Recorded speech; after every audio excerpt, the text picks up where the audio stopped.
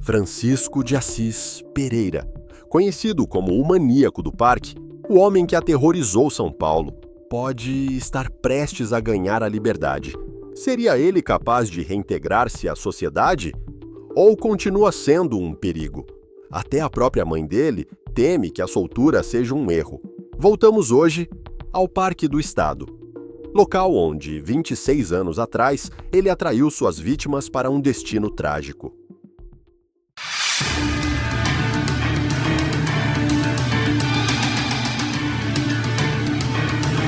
O assassino em série que usava lábia para atrair mulheres para a morte pode deixar a cadeia. Ele tem o transtorno antissocial, ou seja, ele é psicopata, ele tem a perversidade, ele tem uma série de transtornos mentais que fizeram dele esse monstro capaz de assassinar 9 mulheres. Mas quem ficou cara a cara com Francisco Assis Pereira, conhecido como o maníaco do parque, acredita que se ele deixar a prisão, matará novamente. E ele próprio diz que se voltar para a rua, vai voltar a matar. Sim, a literatura mostra isso. A literatura científica, forense, mostra que indivíduos dessa espécie, quando chegam nesse grau de tentar até comer carne humana, dificilmente voltam a um estágio normal de qualquer ser. A vontade era outra, não era de transar. Era uma vontade de comer, de engolir. Nem a própria mãe do Francisco acredita que o filho esteja pronto para a liberdade. O Francisco de Assis sempre teve no rol a mãe e o pai. O pai morreu um pouco depois dele ter sido condenado e a mãe não o visita há 10 anos. E garante que não irá recebê-lo caso seja solto. Um recorte inédito do longo processo. Diversas câmeras pelo solo e pelo ar.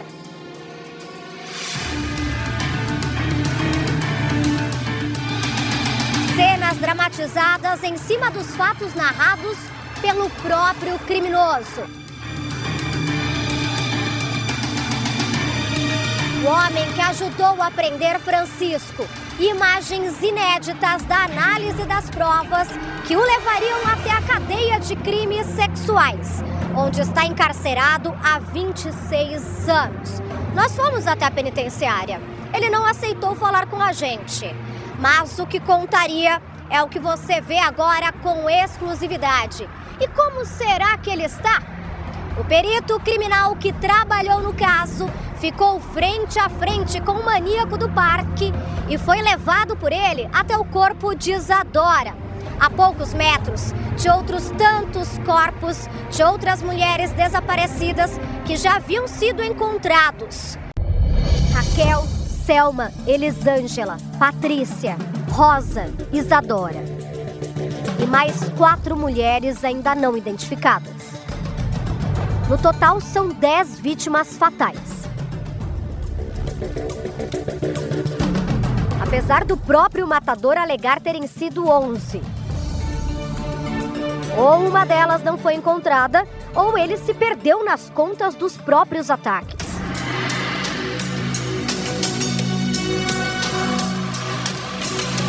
Treze vítimas fugiram, sobreviveram e ajudaram a construir um inquérito que levou Chico Estrela, um patinador do Ibirapuera, a ser condenado a 285 anos e 3 meses de detenção por homicídio triplamente qualificado, estupro, atentado violento ao pudor e ocultação de cadáver. Em menos de 4 anos, ele pode ser solto. E é importante que a sociedade não esqueça do que aconteceu há quase 30 anos. A prisão de Francisco foi o resultado de uma intensa investigação. Ele tentou destruir evidências queimando documentos e corpos das vítimas, mas os peritos encontraram provas cruciais, como uma mordida identificável na pele de uma das vítimas. Nosso ponto de partida é a Avenida Juscelino Kubitschek, no Itaim Bibi, zona sul de São Paulo, onde uma das vítimas, aos 18 anos, foi abordada, seduzida e conduzida à morte. E por que escolhemos Isadora Frenkel? Você acha que já conhece essa história? De meninas movidas por uma vaidade que aceitam ser fotografadas. Mas Isadora não. Ela não queria ser modelo. Fotos não a convenceriam. Filha de físico da USP, estudava inglês para ser comissária de bordo. E foi nesse sonho que ele a convenceu a segui-lo.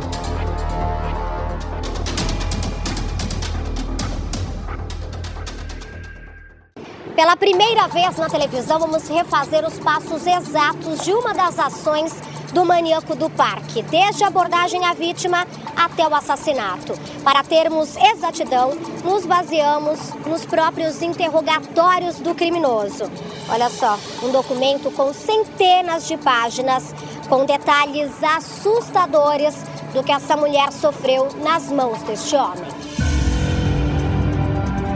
Olha lá, doutor. Ele já vai escolher a vítima. Ele já avistou e vai para o ataque. E, inclusive, a vítima é bem parecida com as características que ele sempre procura. Foi a hora que eu avistei a Isadora do outro lado. Ela estava com uma saia, chinelo, óculos de sol, uma blusa cinza, parece, uma saia bem curta. Eu fiquei olhando para ela, olhava para frente ao mesmo tempo. Na hora já aconteceu de novo aquilo. Já aflorou em mim. Eu fiquei seduzido praticamente por ela. Eu atravessei a Faria Lima e na frente dela eu senti uma inspiração maligna.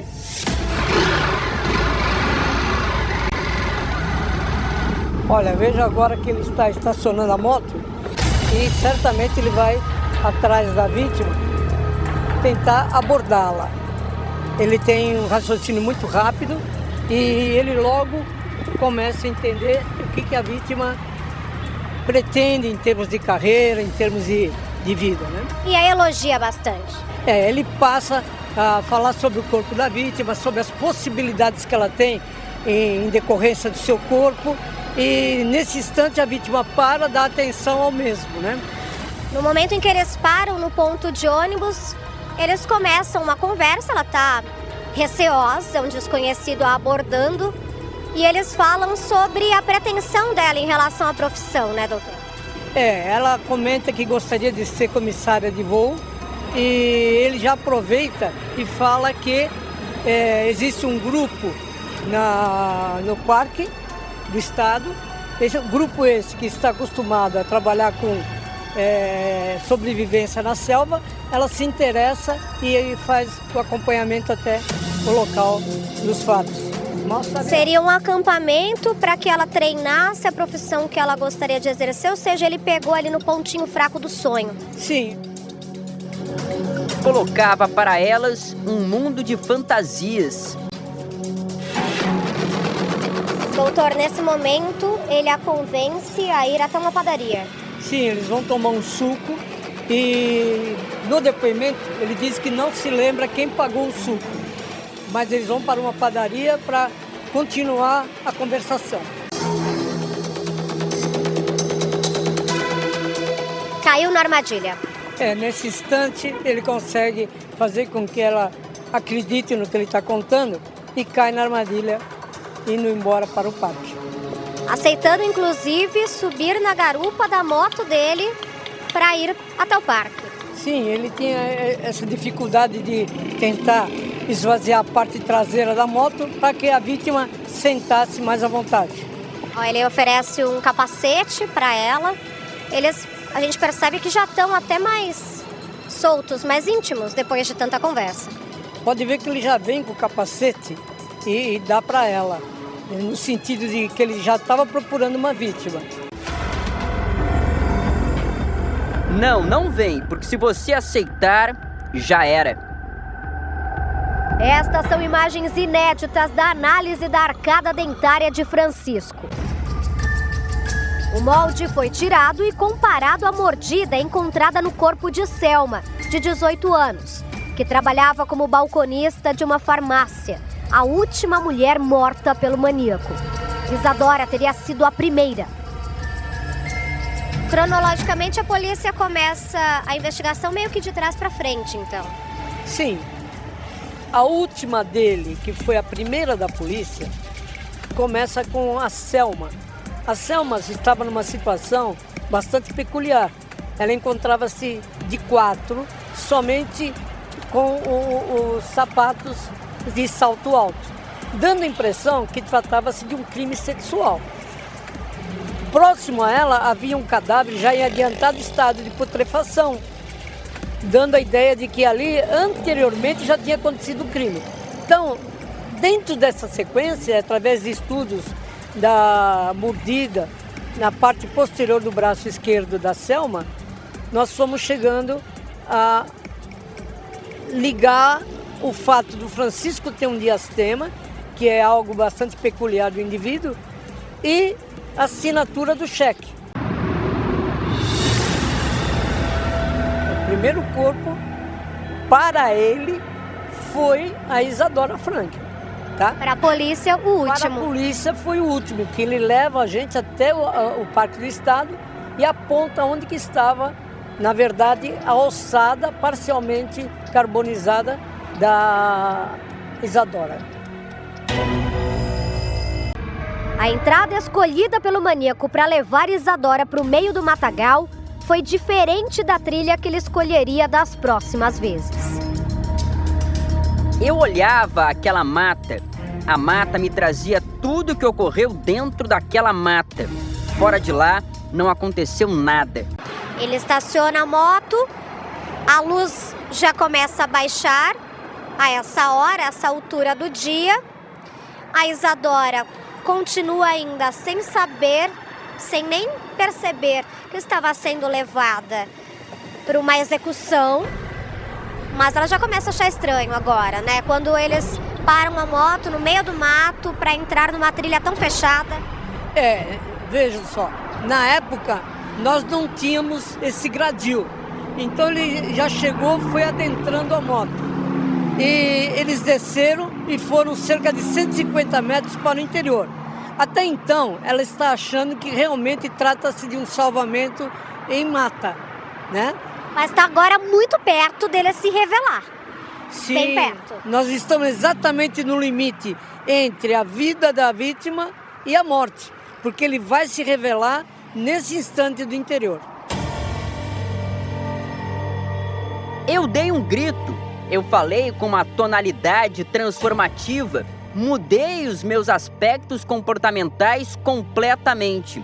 Então ela ficou assustada em ver a minha transformação e tudo. Eu comecei a me aproximar dela. Comecei a alisar o cabelo dela, o corpo dela. Ela me abraçou.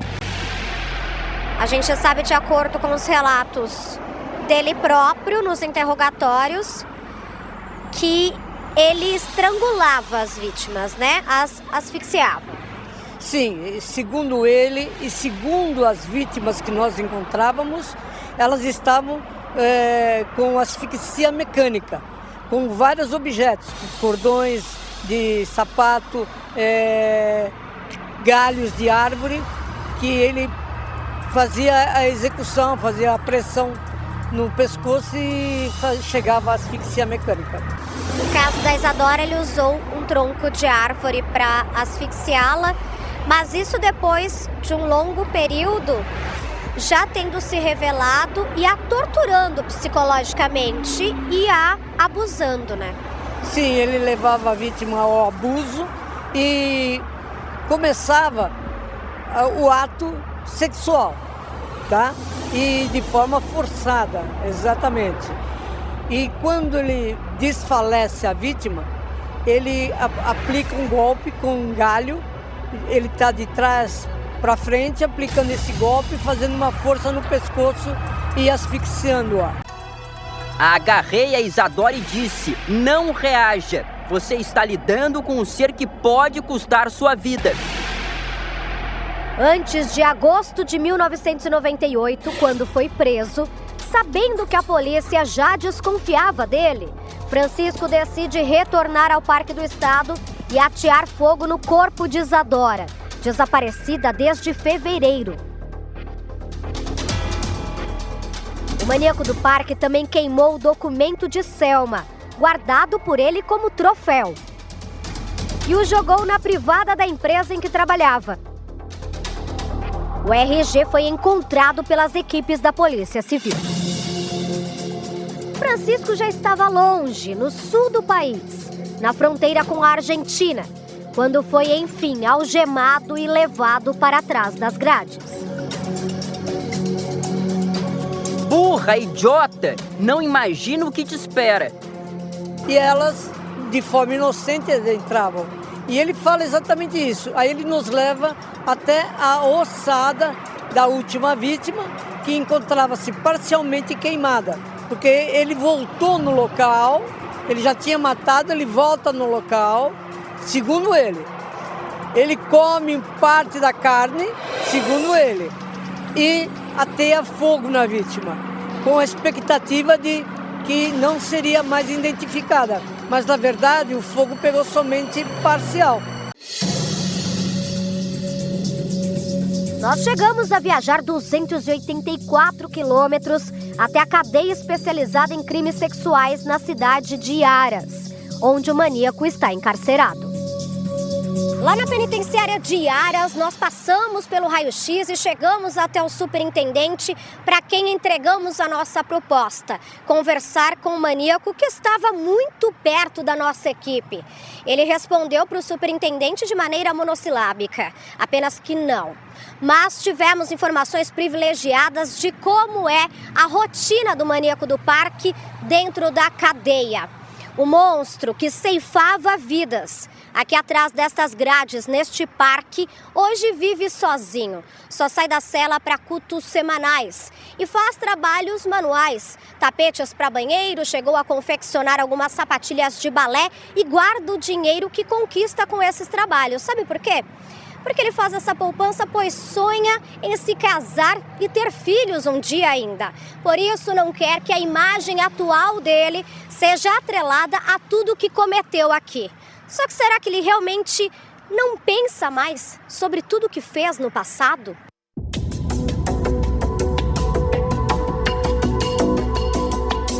Este é o último registro do criminoso, que engordou bastante. Medindo 1,70, está pesando 100 quilos. Não desistimos de ter contato com ele.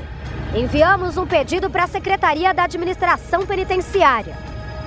A resposta, pela segunda vez negativa, chegou. Mesmo preso e condenado por seus crimes, o maníaco do parque despertou o interesse de algumas mulheres. Ele teve só 2 namoradas dentro da penitenciária. Pelo menos é o que se tem registro no rol de visitas dele, que a Secretaria de Administração Penitenciária me mandou. Aparece o nome da Jussara Gomes e da Maria Rita. Ambas tinham encontros só no parlatório. A Jussara disse que não se importava com os crimes que ele tinha cometido, porque ela só queria saber do presente e do futuro. Mas depois que a psicóloga elaborou esses laudos, o juiz de execução decidiu que eles não iriam se encontrar. Então a Jussara disse para o Francisco: olha, se a gente não vai ter encontros íntimos, eu não tenho interesse e manter o nosso relacionamento. A história do maníaco do parque permanece uma lembrança trágica e um alerta para a sociedade. Com a possibilidade de liberdade, resta a pergunta: o que faremos para proteger as futuras gerações desse tipo de horror?